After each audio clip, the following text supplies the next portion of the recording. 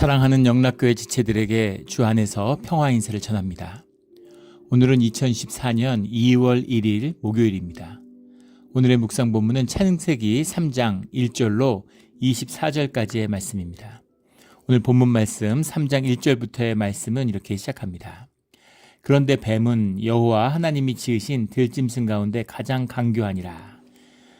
우리 원죄의 이야기, 아주 중요한 성경 구약 전체를 통틀어서 가장 중요한 장일지도 모르겠어요. 우리 3장의 사건이 일어납니다. 뱀은이라고 할 때 뱀이라는 게 나쉬라는 말인데, 나쉬는 사실은 이제 파충류 일반을 다 지칭하는 명칭입니다. 뱀, 그 구약에 보면 뭐 사라프, 큰 뱀, 뭐 용이라고도 해석하는 탄닌, 뭐 이런 말들이 나오는데, 나쉬라고 할 때는 뱀의 강교함을 드러내는, 그럴 때 이 뱀을 큰 뱀, 이제 그런 그 주님에게 맞섰던 그런 강교함의 상징 같은 것이죠. 강교하니라라는 것, 아롬 뭐 이런 말인데, 아롬이라는 말이고, 아롬이 원형이죠. 이것이 이제 뭐 크래프티, 뭐 이런 그 아주 영악한, 강교한 이런 것이 뱀이었다라는 겁니다. 뱀이 여자에게 물어 이르되 하나님이 참으로 너희에게 동산 모든 나무의 열매를 먹지 말라 하시더냐. 그래서 말로 꿰는 거죠. 참으로 뱀도 주님의 말씀을 들어 알고 있는 거죠. 그러니까 이렇게 알고 물어봤겠죠. 그런데 모든 동산 열매의 나무를 먹지 말라고 하신 적이 없죠. 모든 나무를 다 먹어도 되는데 선악과를 먹지 말라고 하셨습니다. 그런데 정말 모든 걸 먹지 말라고 그랬어? 이렇게 이야기를 시작하는 겁니다. 이렇게 물어보면 주님한테 가서 물어봐. 이렇게 주님이 말씀해 주실 거야. 이렇게 대답했으면 좋았을 텐데, 여자가 뱀에게 말하되 동산 나무의 열매를 우리가 먹을 수 있으나 동산 중앙에 있는 나무의 열매는 하나님의 말씀에 너희는 먹지도 말고 만지지도 말라. 너희가 죽을까 하노라 하셨느니라. 근데 말을 전하면서 말이 조금 변했어요. 먹지 말라고 했지 만지지도 말라고는 하지 않았죠. 너희가 먹는 날에 반드시 죽으리라 이렇게 말씀하셨는데, 먹지도 말고 만지지도 말라 이렇게 그런 말씀을 하지 않으셨다는 겁니다. 주님의 말씀이 또 약간 비틀어진 것이죠. 우리 그 야외 예배 이렇게 나가서 공원에서 게임할 때 말잇기 게임 하잖아요. 말잇기 게임 하면 이렇게 한 20명 쭉 서가지고 쭉 전해지면 나중에 그 완전히 다른 말이 되죠. 근데 또 재밌는 건 성경 말씀을 가지고 하면 결국 말씀을 찾아요. 성경 말씀은 어떻게 시정이 될까요? 다 말씀을 묵상하고 말씀을 암송하고 그게 기억 속에 있으니까 그 말씀이 돌다가 처음에는 뭐 어디 말씀인지 모르고 이렇게 빗나갔다가 중간에 그 말씀이 어디 말씀인지 아는 분이 바로 잡는 거죠. 그래서 바로 잡히고 바로 잡혀서 그 말씀이 원래 돌아오고 나면 처음에 이제 한 바퀴 돌고 나면 원래 말씀으로 회복이 되는 참 재밌고 신기한 그런 걸 보게 되는데, 그게 말씀의 힘이겠죠. 사람들의 이야기를 하면 다 바뀌어서 완전히 다른 얘기가 되는 거죠. 하나님의 말씀을 들었는데 말씀이 좀 틀어졌다는 걸 보게 되는 겁니다. 근데 뱀하고 이런 이야기를 섞는다는 것 자체가 이제 바람직하지 않죠. 근데 뱀이하고 대화를 하잖아요. 어떻게 뱀하고 대화를 할 수 있을까에 대한 전통적인 견해를 보면 이런 견해가 있어요. 하나는 나중에 인간들도 말이 다 통했다가 바벨탑의 불순종 사건으로 해서 말이 섞이는 것처럼 이때는 모든 동물들과 말이 통했다라고 보는 겁니다. 그래서 에덴에 있는 뱀도 마찬가지죠. 뱀도 저주로 인해서 배로 기게 되었다라는 14절 말씀처럼 이때는 걸어 다니고 있는 거죠. 2발이 있었겠죠.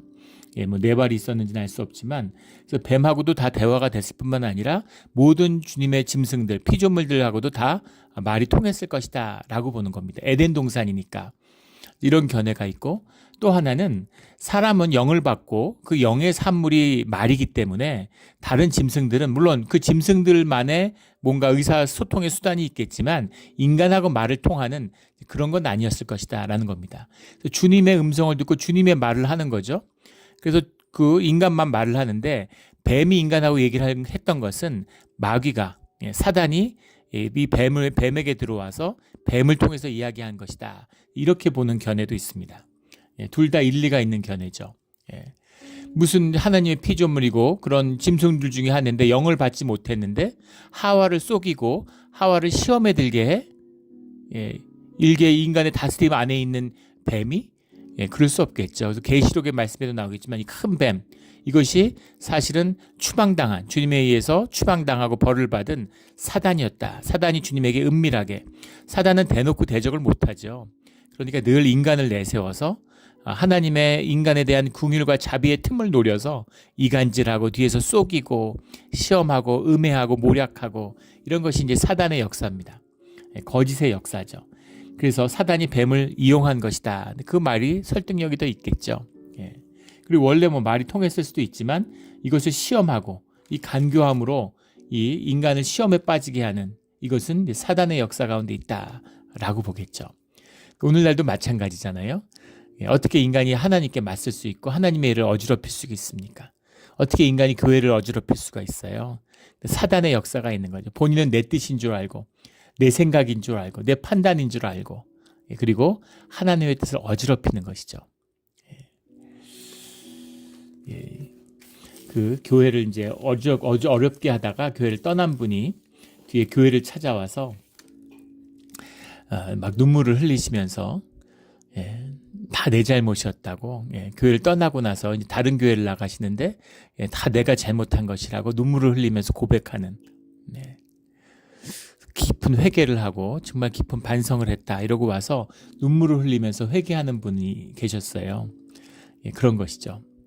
그때는 내가 의롭고, 그때는 아무리 판단해도 내가 옳고, 그렇게 해서 주장하고 고집을 하고 분쟁을 했던 것인데, 나중에 정신을 차리고 보니까, 깨어나서 보니까 내가 무슨 일을 한 거야, 이렇게 되는 거죠. 기도하면서 정말 통한의 눈물을 흘리게 되고 회개하게 되는 것입니다.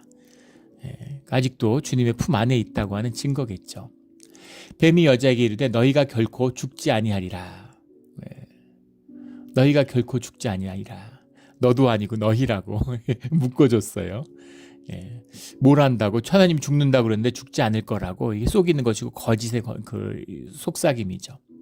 너희가 그것을 먹는 날에는 너희 눈이 밝아져 하나님같이 되어, 이것도 주님의 말씀도 아니고 마귀의 이야기죠. 너희의 눈이 밝아져서 하나님처럼 된다. 선악을 알 줄을 하나님이 아심이니라. 하나님처럼 된다는 말에 혹했겠죠. 그리고 그 이야기에 대한 호기심에 또 불을 지른 건, 여자가 그 나무를 본즉 먹음직도 하고 보암직도 하고, 보기에도 너무 아름답고 정말 아주 먹음직하게 맛있게 보였다는 겁니다. 그래서 안 그래도 그렇게 보니까 더 먹고 싶은데, 그걸 먹으면은 하나님같이 된다고 얘기하니까, 하나님이 만드신 거고 하나님의 언약 가운데 있는 하나님의 비밀을 담고 있는 건데, 뱀이 뭘 알아요? 근데 뱀이 하나님처럼 돼, 죽지 않아, 이러고 하나님의 말씀을 정면으로 위배하는 그런 거짓을 얘기하는데, 입에다가 막 넣은 거 아니죠. 억지로 먹이라고 먹으라고 협박한 거 아니죠. 다만 거짓으로 유혹을 하고 속였을 뿐이에요. 그런데 속아 넘어간 것은 여자 하와였던 것이죠. 거기에 속아 넘어간 겁니다. 그 속아 넘어간 것은 마음의 미혹도 있겠지만, 그것을 먹음직하고 보암직한 그 유혹을 스스로 다스리지 못한 데 있는 것이죠. 그래서 탐스러운기도 한 나무인지라 여자가 그 열매를 따먹고, 여자가 그걸 먹었다는 거예요. 주님의 말씀 어떻게 이렇게 쉽게 어길 수가 있습니까?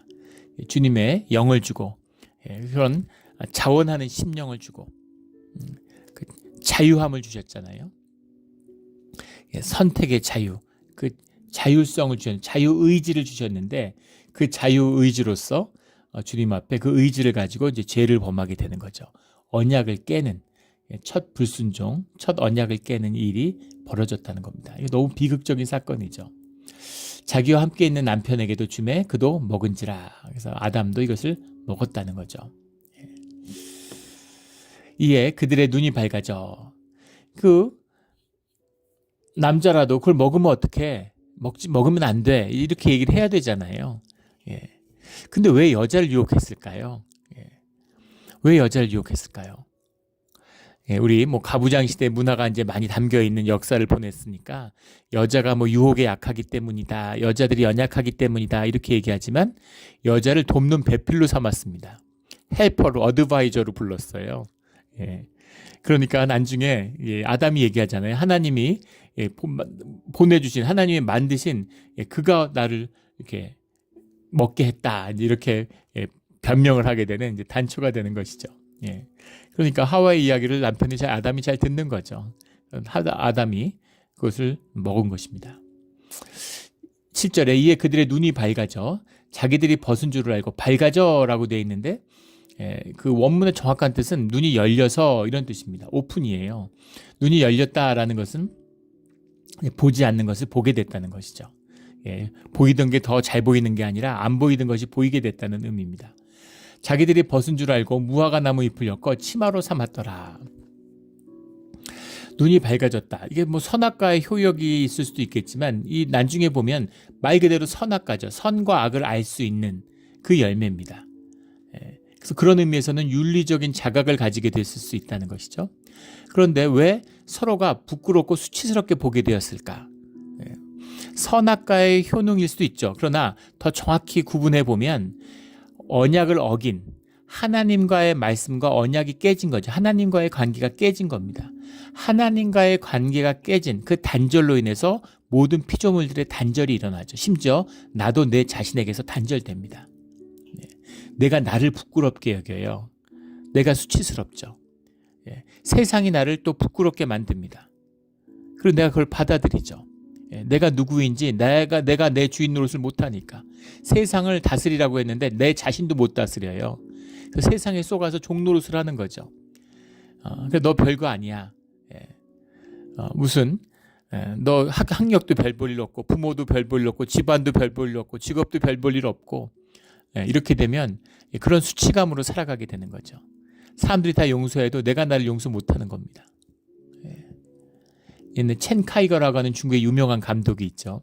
중국의 5세대 감독을 대표하는 뭐 그런 감독이었는데 그 사람이 문혁에 대한 영화들, 문화형 대혁명에 대한 영화를 많이 만들었습니다. 자기 얘기라는 거죠. 세상에 쏘가가지고 그 공산주의, 중국 공산당에 쏘가서 마오쩌둥이 하는 그런 선동에 쏘가가지고 홍기라고 그러죠. 붉은 마귀라고. 이름도 어떻게 홍기라고 적겠어요. 붉은 마귀가 돼가지고 그래가지고 막 그 몰려다니면서 학교 공부도 안 하고 신났다는 거죠. 그리고 막 그 분노에 취해가지고 막 어른들 다 두드려 패고 다 부시고 자기 부모를 고발해가지고 부모를 그 재판정 위에 세운 거죠. 인민재판에. 그래서 몰매를 맞고 망신 주고 머리를 깎고 옷을 찢고 행진시키고 그런 일을 했는데 그때는 본인이 의롭다고 생각했다는 거예요. 나중에 평생의 것이 상처가 되고 부모가 자기를 용서하고 사람들이 자기를 용서한다고 그러는데 자기 자신을 스스로 용서할 수 없었다는 거죠. 너무 고통스러웠다는 겁니다. 그 고통에서 헤어날 수 없는 것이죠. 이것이 단절입니다.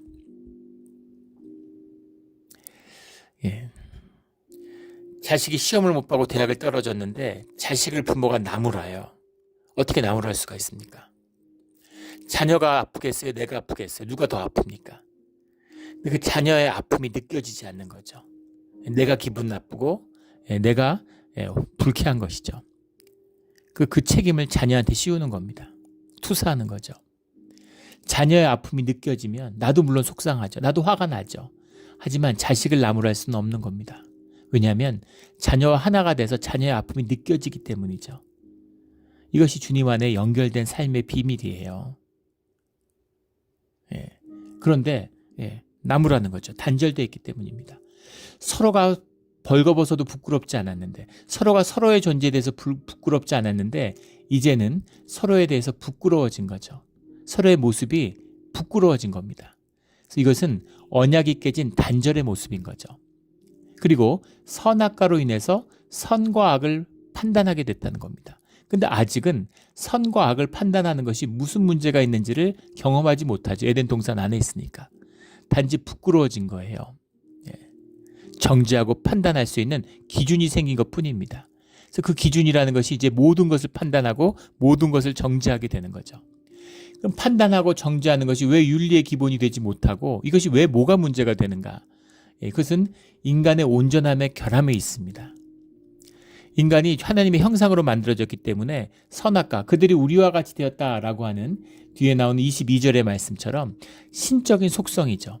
윤리적인 것은 신적인 속성, 하나님의 형상에 속한 것입니다. 그런데 문제는 뭐냐면 인간은 온전하지가 못하다는 거예요. 그래서 내가 육신 속에 속해 있고 내가 무슨 판단을 하든 그것이 100%가 될 수 없다는 겁니다. 근데 그것은 무서운 결과를 가져오죠. 내가 100% 참일 수 없는데 내 안에 거짓이라는 것이 있는데 내 존재가 거짓을 담고 있잖아요. 그런데 99%의 내가 참을 이뤘다 하더라도 1%의 거짓이 섞이면 그것이 최악이 되는 겁니다. 가장 나쁜 거짓말이 뭐겠어요? 99%의 진실과 1%의 거짓을 섞는 거예요. 이단 같은 거죠. 그런데 아이러니 하잖아요. 99%의 거짓과 1%의 진실을 섞었다. 거의 사람들이 속질 않아요. 너무 거짓스러워서. 피해가 없어. 어떤 게 더 나쁜 것입니까? 거짓이 많은 게 더 거짓스러운 건가요? 사람을 못 속이는데? 참이 많은 게 더 사람을 더 많이 속이는데? 귀 있는 자는 들을지어다. 그래서 거짓이 많든 참이 많든 아무 의미가 없는 겁니다. 만약에 100% 온전함이라는 게 뭐예요? 100%의 거짓이 있어요. 그래서 아무도 속지 않아. 그럼 그게 참이지 무슨 거짓입니까? 모든 사람이 속지 않는 거짓. 그건 거짓이 아니라 참이죠. 이게 온전함의 비밀입니다. 주님은 100% 온전함을 갖고 계세요. 그래서 선과 악이라고 하는 것은 100% 온전함 속에서만 판단될 수 있는 겁니다. 주님의 판단이 옳은 것이죠. 그 죄의 평범성이라고 하는 그 유명한 그 책이 있죠. 아주 그 사회학 이런 인문학에서의 고전이죠. 악의 평범성이라고 하는 한나 아렌트라고 하는 사람이 이제 그 책에 나오는 악의 평범성, 그 유명한 개념이죠. 그 하인리히인가요? 그 유명한 그 유대인 학살을 기획했던 사람이죠. 근데 그 사람을 이제 기자로서 한나 아렌트가 이렇게 인터뷰를 하면서 이제 책이 진행이 됩니다. 근데 그 책에 보면은 그 하인리라고 하는 그 사람이 아주 그 교양이 있고 성격도 온순하고 사람이 괜찮은 사람, 독일의 중산층 가정에서 자란 아주 평범한 사람이라는 거예요. 그 독일 사람들도 교육 수준이 높잖아요, 유럽에서. 그러니까 뭐 교양도 있고 아주 사람이 이제 성실하고 괜찮은 사람인 거죠. 그 충격을 받게 됩니다. 그러니까 그 독일이라고 하는 나치라고 하는 그 시대 정신 안에서 그 안에서는 괜찮은 사람이었던 거예요. 근데 최악의 범죄자, 인간 도살자가 된 것이죠. 일본도 마찬가지죠. 일본 사람들이 일본에 가서 살아본 사람들은 다 느낄 거예요. 굉장히 온순하고. 일본에 저도 유학하면서 한 3년 정도 있었는데 한 번도 그 싸움 나고 소리 지르는 걸 본 적이 없습니다. 사람들이 다 온순해요. 친절하고. 그리고 말도 잘 듣고 법을 잘 지킵니다. 그때는 우리나라도 요즘 많이 변했지만 그때 이제 제가 90년대 한국에서 일본에 유학 갔을 때는 굉장히 신기해 보였어요.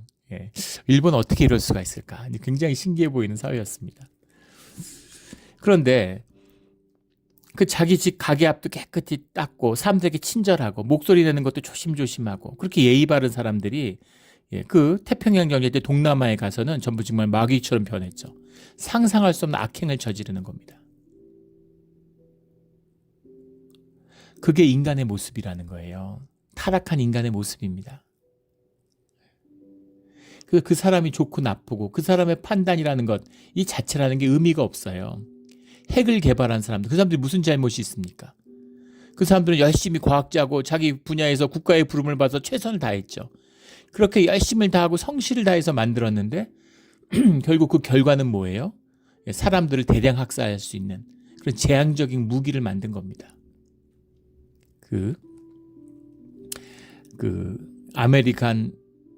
아메리카 뭡니까? 프로메테우스라고 하는 그 책이 이제 프로메테우스라는 영화로 만들어졌죠. 핵을 개발할 때의 얘기예요. 근데 그걸 열심히 개발했는데 그걸 개발할 땐 독일이 개발하는 줄 알고 먼저 개발하려고. 물리학의 고향이잖아요, 독일이. 현대 물리학에. 그러니까 막 최선을 다해서 열심히 그런 마음으로 평화와 자유를 지키기 위해서 열심히 했는데 나중에 그걸 만든 다음에 평생 괴로워하는 과학자들의 모습이 담겨 있죠. 고통스러워하는 그런 겁니다. 그래서 선과 악을 판단한다는 것이 인간을 사실은 지옥으로 이끄는 거죠. 저주로 이끄는 겁니다. 그럼 주님은 먹지 못하게 할 것을 왜 만들었을까? 인간이 먹을 거라는 걸 모르셨을까? 모르셨을까요? 알았겠죠. 먹지 말라고 그럼 아예 만들지 말지 왜 만드셨을까? 하나님이 만들고 세상을 다스리게 하는 그런 주님의 권세를 위임받은 자로서 자라나게 하시고 성장하게 만드신 것이 창조의 비밀이죠. 먹지 말을 걸 왜 만드셨을까? 결국은 먹게 하셨을 거라고 봅니다.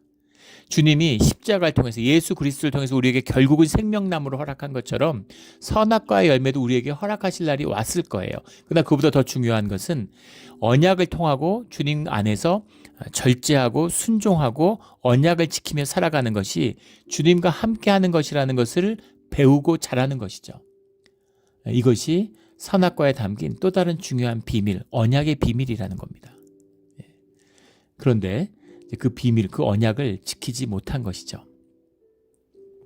그래서 주님의 이 맺었던 첫 번째 언약, 선악과의 언약이 깨지고 저주의 길로 들어가는 겁니다. 8절에 그들이 그날 바람이 불 때 동산에 거니시는 여호와 하나님의 소리를 듣고 동산에 거니셨어요. 그때는 주님과 함께 있는 거죠. 우리가 천국에 가면 경험할 일이겠죠. 주님이 그 에덴 동산에 걸어 다니시는 거예요. 그 아내가 이것만 봐도 우리 삼위일체 하나님이 함께 하시는 그리스도의 모습을 보게 되는 거죠. 육신을 우리가 물론 우리의 지금 타락한 우리의 이런 흙으로 만든 이런 육신은 아니지만 성체죠. 데살로니가서에서 얘기하는 우리가 나중에 천국에서 부활하면 있게 될 그런 성스러운 육체를 입고 계신다는 겁니다.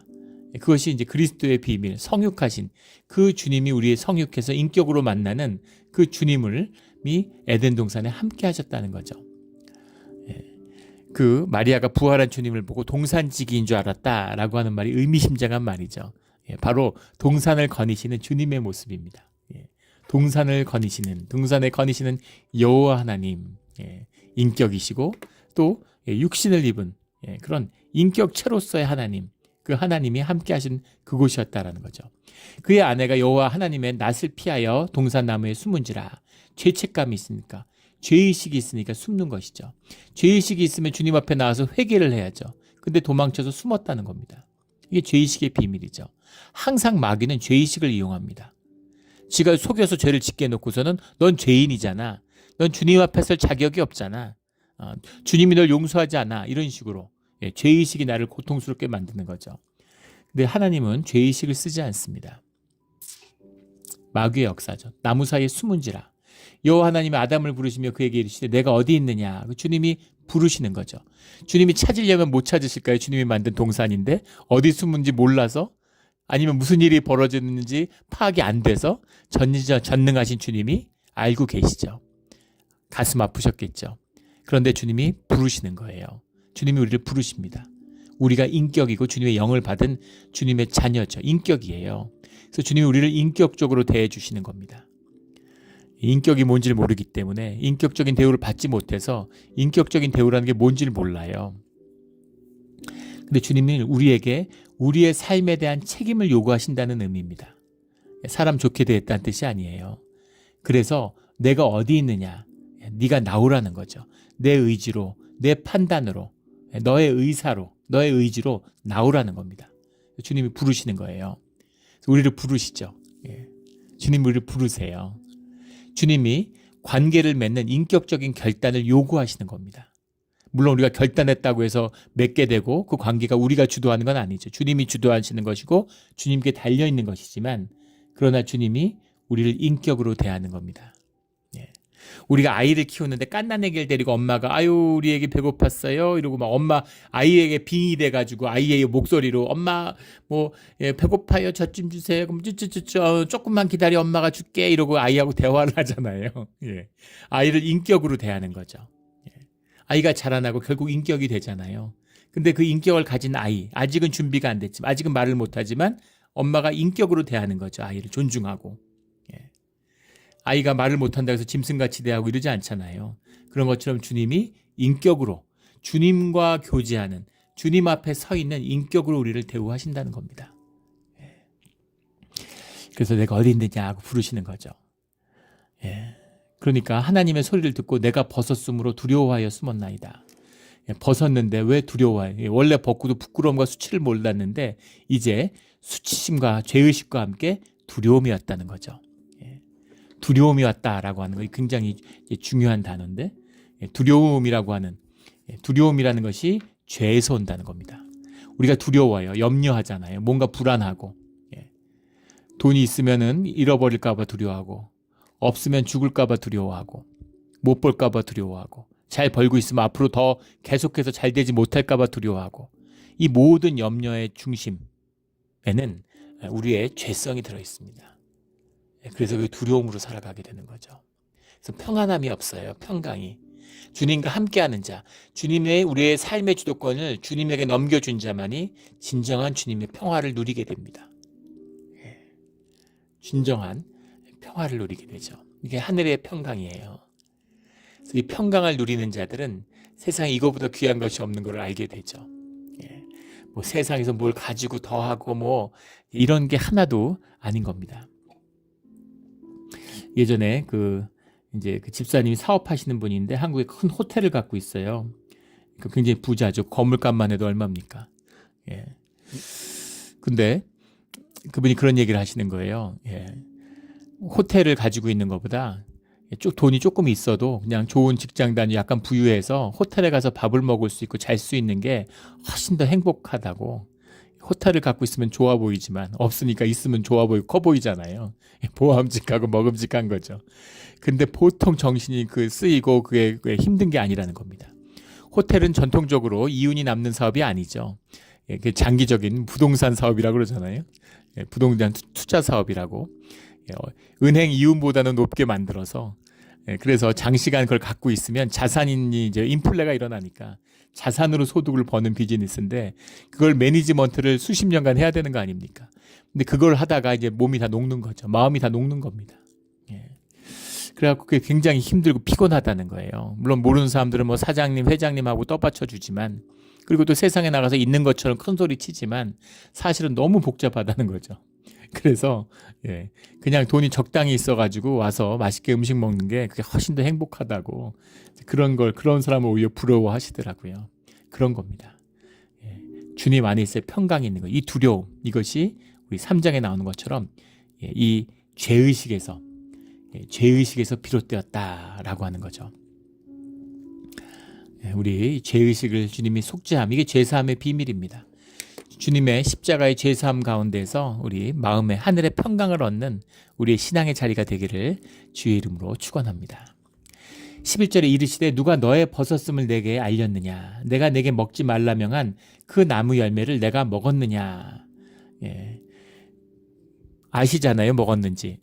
근데 왜 먹었느냐라고 물어봐요. 이것이 인격적인 대우예요. 너가 먹었니 하고 확인하는 거죠. 네가 먹은 거 다 알아. 네 죄는 네가 알지. 이게 아니라 네가 먹었느냐라고 물어보는 거죠. 아담이 이르되 하나님이 주셔서 나와 함께 있게 하신 여자, 그가 그 나무 열매를 내게 줌으로 내가 먹었나이다. 주님이 헬퍼라고 주셨잖아요. 어드바이저라고 줄여서 제가 그 사람의 어드바이스를 받아들였습니다. 이렇게 모든 책임을 하와한테 떠넘기는 거예요. 다스리는 권세를 위임받았는데 사실은 하와는 책임이 없습니다. 제가 제 책임입니다. 이렇게 되잖아요. 하와한테는 죄를 묻지 마시고 그 죄를 저한테 물어주십시오. 다 제 탓입니다. 이렇게 나와야 될 것 같은데 그 여자 잘못입니다. 우리 모습이죠. 하와 때문에 제가 먹었습니다. 그 책임을 전가해요. 두려우니까. 여호와 하나님 여자에게 이르시되 내가 어찌하여 이렇게 하였느냐. 여자가 이르되 뱀이 나를 꿰물어 내가 먹었나이다. 하와는 모두 그 죄를 뱀에게 전가하는 거죠. 내가 인격이 있고 내 인격에 책임성이 있고 나에게 자유의지가 있잖아요. 그리고 주님이 주신 능력과 권세가 있습니다. 그런데 내 탓이 아니라 제 탓이라는 거죠. 내가 살이 찐 거는 내가 초콜릿과 아이스크림을 실컷 먹어서 그런 게 아니라, 빵을 실컷 먹어서 그런 게 아니라 빵을 맛있게 만든 요리사에게 책임이 있고 그걸 팔려고 넘기는 식품회사에게 책임이 있다, 이렇게 얘기하는 거죠. 모든 책임은 먹은 나한테 있죠. 근데 그 책임이 뱀한테 있다. 뱀이 꿰물어 내가 먹었나이다. 근데 여기서 재밌는 것은 주님이 아담과, 재밌는 게 아니라 사실 굉장히 엄중한 것이죠. 아담과 하와에게 의사를 물었어요. 하나님의 형상이 있고 인격으로 대접하기 때문에 왜 먹었느냐, 왜 먹었느냐 이렇게 물어보시는 거죠. 어떻게 먹었느냐가 아니죠. 어떻게 하는 건 다 아세요. 그런데 무엇이 너 안에서 그것을 먹게 했느냐 이 질문이죠. 내면의 이야기가 나와야 돼요.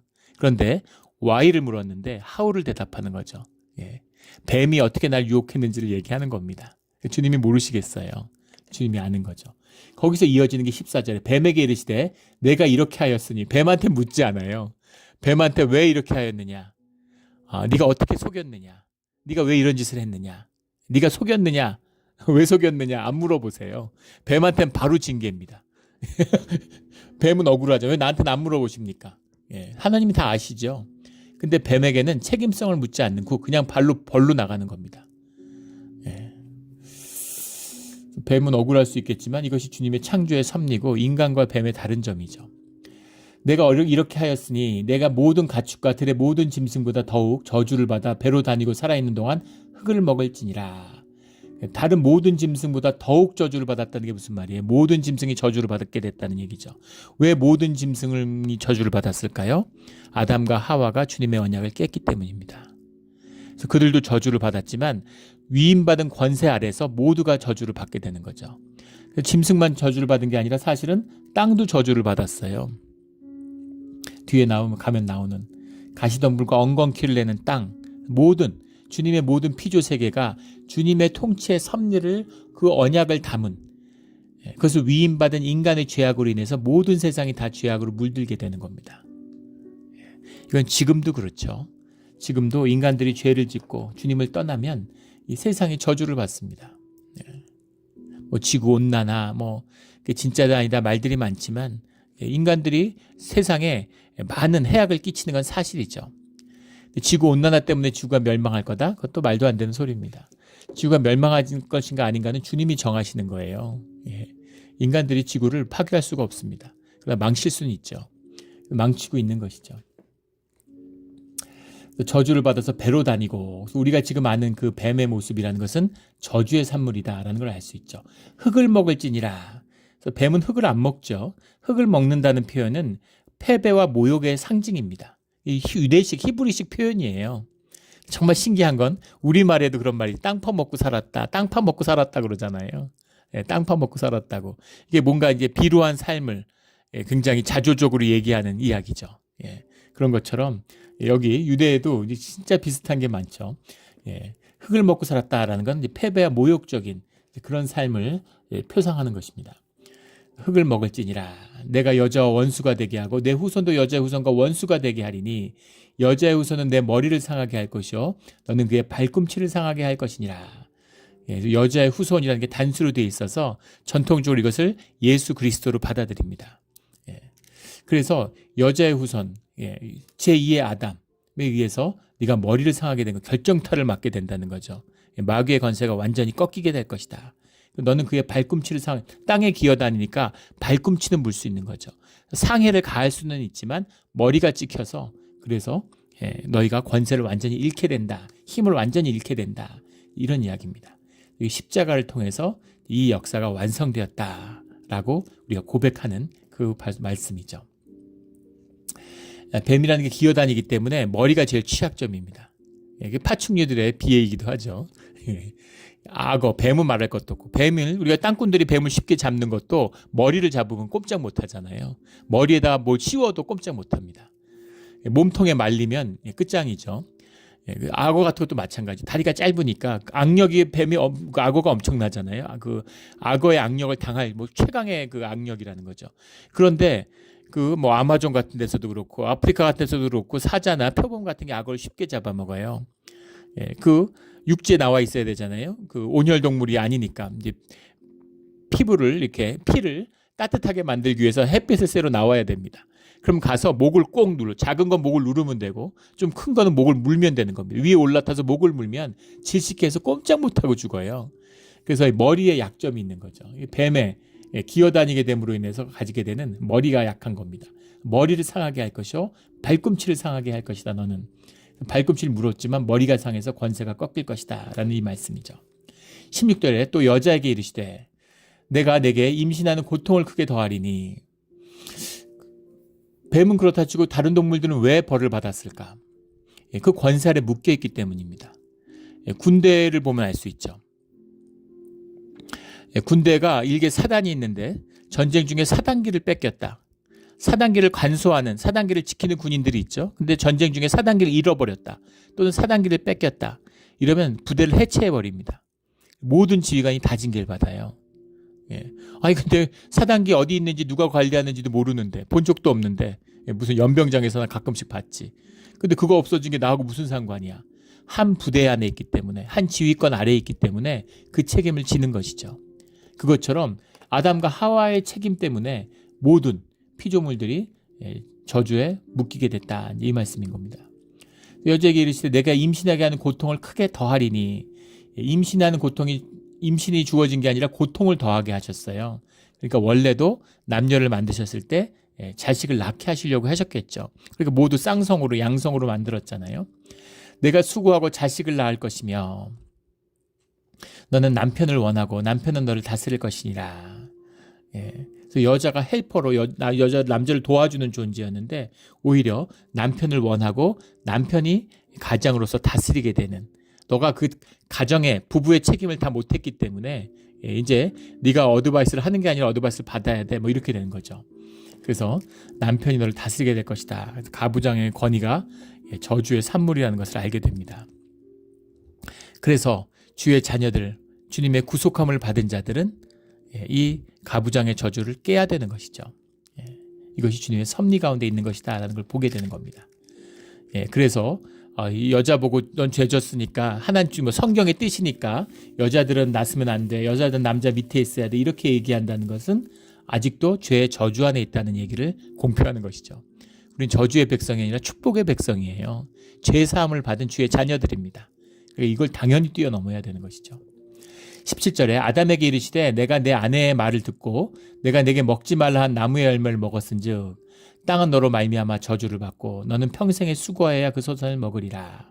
원래 주어져 있는, 원래 먹으라고 준 것을 이제는 수고해야, 땅의 저주를 받았기 때문에 수고해야 먹을 수 있다는 것입니다.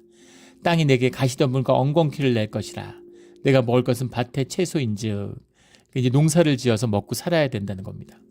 인류의 역사에서 가장 비극적인 사건이 농경 문화의 시작이라고 그러죠. 이런 낙원에 대한 기억이 어느 문화나 다 있어요. 그래서 인류학자들은 사실 인간들이 구약 시대에 진짜 살만했다는 거죠. 인구도 적고 굉장히 기후적으로나 산소가 많았죠. 산소가 많아서 동물들도 엄청 크고 동물의 숫자도 엄청 많고 육식을 엄청나게 했다는 거 아닙니까? 한 달씩 이제 뷔페 같은 걸 한 달씩 한 거죠. 그래서 놀라운 것은 구약 시대의 유골들이 발견되면 지금 현대 인류보다 체격이 더 좋아요. 그래서 어떤 사람들은 그것이 거인족의 이야기의 유래가 됐을 것이다, 이런 얘기도 하고, 옛날 사람들 훨씬 체격이 좋았던 것이죠. 잘 먹으니까. 잘 먹고 뛰어다니고 놀고 항상 이러니까 그런 낙원의 기억이 인간의 깊게 무의식 가운데 이제 새겨져 있다. 이것이 에덴 동산의 이야기의 원형일 것이다. 이렇게 추측을 하는 겁니다. 그런데 모든 비극의 시각은 농경 문화의 시작이죠. 농경을 하게 됐는데 농경을 해서 생산물이 풍족해서 농사를 시작했을 것이다라고 얘기하는데 그렇지 않습니다. 인류학이 발달하고 고고학이 발달하면서 이 유골들을 해보면 농경 문화가 나왔는데 농경 문화의 사람들이 결코 구약 구석기 시대의 사람들, 원시 시대의 사람들의 영향을 당해내지 못해요. 고기를 먹고 여기는 보리, 채소 이런 거 먹는데 어떻게 당합니까? 그런데 왜 농경 문화를 시작했을까 하는 것이 미스테리죠. 그래서 권력이 있고 권력에 의해서 이런 어떤 시족이 부족이 되고 그것이 이제 사회가 되고 국가로 발전했을 것이다. 이렇게 추측하는 것이죠. 권력이 만들었을 것이다. 물론 그것도 일리가 있을 수는 있는데 무엇이 권력을 만들었을까라는 거예요. 무엇을 사람이 뭉치게 했을까? 근데 괴페틀리 테페, 아나톨리아 지역에서 이제 놀라운 유적들, 만 몇천 년 전의 유적들이 발견되고 있죠. 그 메소포타미아 문명이 불과 5,000년 전, 주전 한 3,000년, 4,000년 전 유적인데 주전 11,000년, 12,000년 전 유적이 나오는 겁니다. 충격이죠. 근데 그것이 이제 핵심이 종교시설이에요. 그리고 거기서도 농경을 지었다는 것도 발견되고 있습니다. 긴 얘기를 할 수는 없지만 결론은 뭐냐면 국가가 생기고 사회가 생겨가지고 종교가 생긴 게 아니라 종교가 있기 때문에 국가가 생겼다는 거예요. 농경 문화가 국가를 만든 게 아니라 그 국가를 만들고 종교가 생겨난 게 아니라 종교가 농경 문화를 만들었다는 겁니다. 왜 종교가 농경 문화를 만들었겠어요? 종교의 시설, 그런 성전을 지어야 되는데 성전을 지어야 되니까 사람들이 모여 있어야 되잖아요. 큰 성전을 짓기 위해서 사람들이 모여서 한 곳에 오랫동안 정주해야 되니까 몇 년씩 머물러야 되니까 사냥을 할 수가 없고 그 수천 명이 먹는 사냥을 어떻게 합니까? 그러니까 농사를 지을 수밖에 없었다는 거죠. 그래서 정주하게 됐다. 그러니까 완전히 반대인 거죠. 그것이 역사였다는 것을 증명하고 있습니다. 그럼 왜 종교가 그렇게 갑자기 폭발했을까? 종교라고 하는 것은 하나님, 살아계신 하나님과의 관계가 끊어졌다는 증거예요. 지금도 마찬가지죠. 기독교 역사도 마찬가지입니다. 기독교 역사에서 가장 화려하고 멋있고 큰 교회 건물을 지은 것이 16세기죠. 그 당시에 그 성가대가 가장 화려했다고 합니다. 근데 교회는 제일 썩어 문드러지던 시절이죠. 그런 거예요. 하나님의 음성이 들리지 않고 하나님과 함께하지 못하면 종교성이 강화되는 거죠. 두려우니까. 그런 거죠. 그래서 이 농경이라고 하는 것, 농경이 시작되는, 네가 흙을 캐야지, 가시덤불과 엉겅퀴를 내는 그 흙을 캐 먹고 살게 된다. 땀을 흘려야 먹을 것을 먹으리니. 이것이 이제 그 저주였음을 알게 됩니다. 너는 흙이니 흙으로 돌아갈 것이니라. 흙과 더불어 살고 흙에서 만들어진 너는 흙이다. 가슴 아픈 이 말씀이죠. 너는 흙이니. 흙에 영을 불어넣었는데 언약을 깨므로 인해서 영이 죽었어요. 너가 죽으리니. 영이 죽었습니다. 그러니까 흙인 거죠.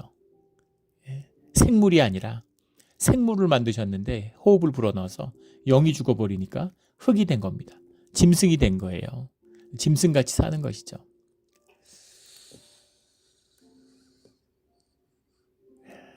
참 비극적인 이야기죠. 모두 저주에 묶이게 되는 겁니다. 근데 놀라운 반전이 있는데 21절에 여호와 하나님이 아담과 그의 아내를 위하여 가죽옷을 지어 입히시니라. 가죽옷을 지어 나뭇잎 치마로 가리고 있는데 이제 부끄러움을 알았으니까 벌거벗고는 못 살게 됐죠. 근데 주님이 가죽옷을 지어 입히셨다는 겁니다. 그래서 인류의 역사에서 나타나는 첫 희생이다. 첫 피를 흘린 것이다. 뭐 이렇게 이야기하죠. 근데 가죽옷을 지어라는 말이 야스라고 되어 있는데 아사라는 말이 원형인데 이것이 지정하다, 가리키다, 디렉션의 의미가 들어 있습니다. 그래서 주님이 물론 뭐 천지를 만드시는 주님이고 무에서 유를 창조하시는 주님이시기 때문에 가죽옷을 그렇게 만드실 수도 있겠죠. 그러나 이미 짐승들이 있는데 짐승의 옷을 지어서 입게 하셨다는 그걸 가르쳐 주셨다. 아담과 하와를 통해서 만들게 하셨다. 이렇게 이해할 수 있는 겁니다. 전통적인 유대 해석 가운데에서는 이것이 첫 번째 희생제사였다라고 받아들이는 거죠. 희생제사라고 하는 것, 이것이 주님이 용납하셨고 주님이 받아주시는 거지만 결국은 아담과 하와를 위한 것이죠. 아담과 하와가 가죽옷을 입게 하시는 이게 주님의 사랑이고 주님의 은혜고 이게 부모의 마음이잖아요. 자식이 나쁜 짓 짓고 감옥 갔는데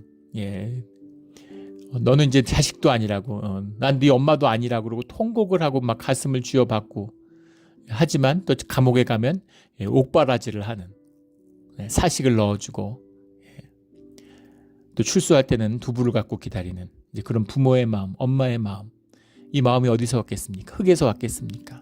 주님에게서 온 것이죠. 그러니까 죄를 지어서 쫓겨나는데 가죽옷을 입히시는 거예요. 이 구원의 비밀입니다.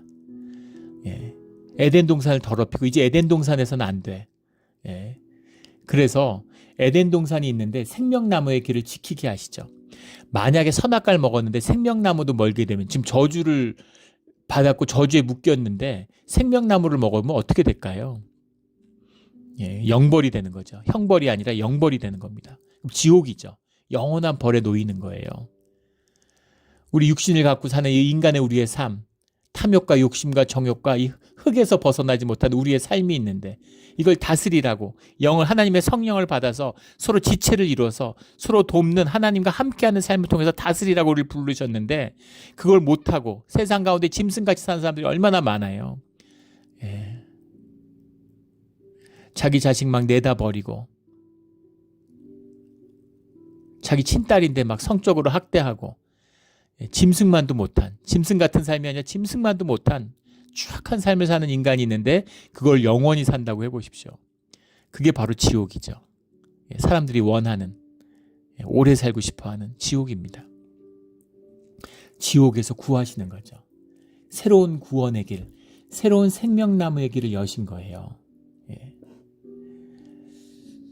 22절에 선악을 아는 일이 우리 중에 하나같이 되었으니, 그러니까 그 선악을 판단하는 윤리가 신성 가운데 있다는 것을 보여주는 것이죠.